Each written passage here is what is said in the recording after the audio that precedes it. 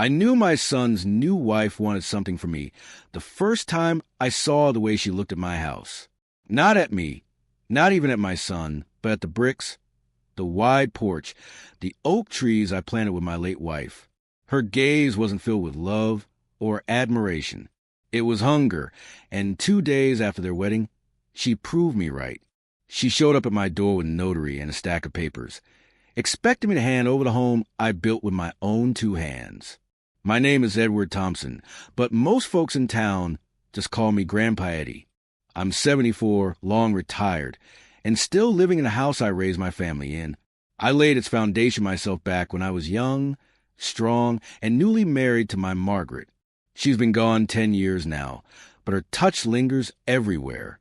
In the flower garden out front, in the wallpaper she chose, in the kitchen where we laughed until midnight. That house isn't just wood and brick. It's memory. It's love. It's my life. So, when my son Michael told me he was marrying a young woman named Rebecca, I gave her the benefit of the doubt. She was beautiful, I'll admit, much younger than Michael, with a polished smile and a designer purse always slung over her shoulder. But beauty isn't substance, and I saw the cracks right away. She never asked about me, never cared to know the stories behind the photographs on my walls. Instead, her questions always circled back to the property. How long has this house been in the family? Did you ever think of selling? Michael, wouldn't this be the perfect place to raise children? Michael laughed at her comments, brushing them off as harmless curiosity. But I saw something in her eyes that unsettled me. The wedding itself was quick and polished, like everything else in Rebecca's world. She barely looked at me when I gave my toast. And when I spoke of love being patient, selfless, and enduring, I caught a flash of irritation cross her face, as if those words were a personal insult.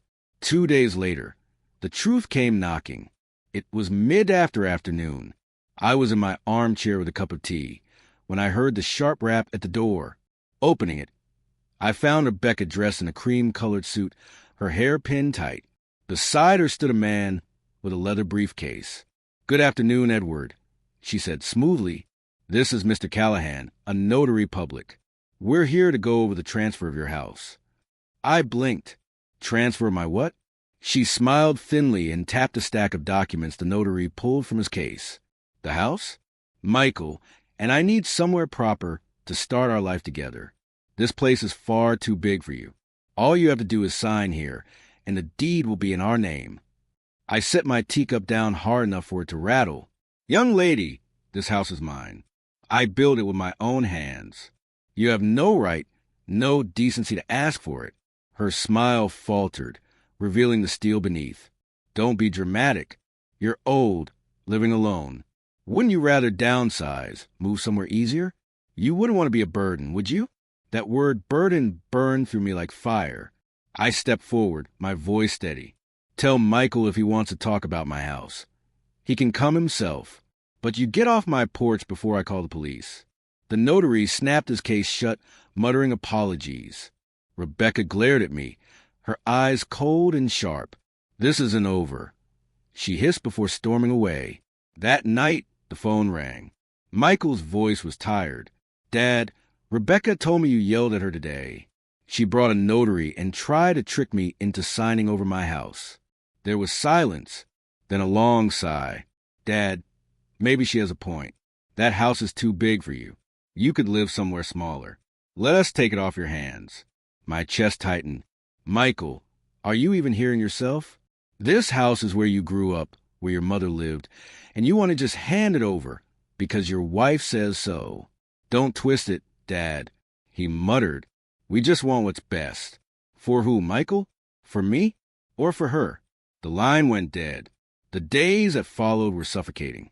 Rebecca began showing up uninvited, carrying pies or curtains, speaking as though she already owned the place. "This living room will look so much better once we repaint. These old cabinets will have to go." Each word was a blade twisting in my gut. She wasn't just after the house. She was erasing me from it. I knew that I needed to act. One afternoon, I drove into town to see my lawyer, an old friend named Harold. I laid out everything. Rebecca's visit, the documents, Michael's wavering loyalty. Harold listened, his brow furrowed. "Eddie, He said, finally, you need to protect yourself. Draft a will. Lock down the deed. If she's bold enough to show up with a notary, she won't stop here. So that's what we did. I signed new papers making it clear the house couldn't be touched while I was alive. After my passing, it would go to my grandson, Oliver, Michael's boy from his first marriage. That child loved this house just as much as I did. He'd spent summers in the treehouse I built, winters by the fireplace, listening to my stories.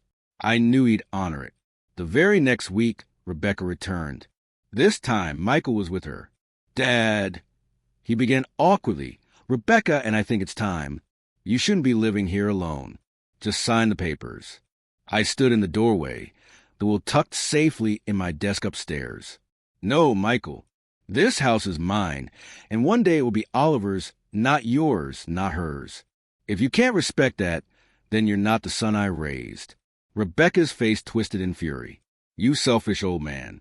You'd rather give it to a child than to your own son and his wife. I met her glare. Better a child who loves it than an adult who only sees dollar signs. Michael looked torn, but Rebecca yanked his arm. We'll see about this, she spat, dragging him away. That night I sat on the porch, the sun setting behind the oak trees Margaret and I once planted. For the first time in weeks, I felt peace. Rebecca could scheme all she wanted. Michael could waver, but I had taken my stand. This house would not be stolen from me. It would remain in the family, protected for the grandson who truly cherished it. And as the crickets sang and the evening breeze rustled the leaves, I whispered the memory of my wife. Don't worry, Margaret. Arham.